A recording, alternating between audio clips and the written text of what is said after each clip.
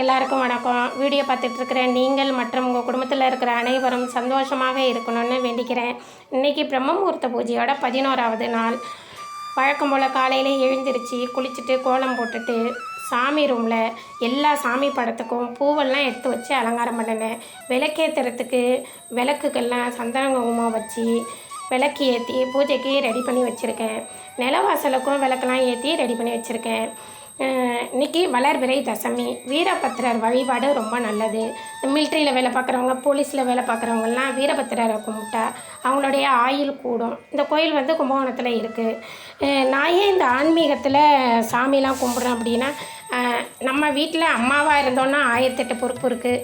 அதனால் நம்ம நினச்ச நேரத்துக்கெல்லாம் வெளியில் போய் என்ஜாய் பண்ணவே முடியாது. இருக்கிற நேரத்தை நம்மளே சந்தோஷமாக வச்சுக்கணும்.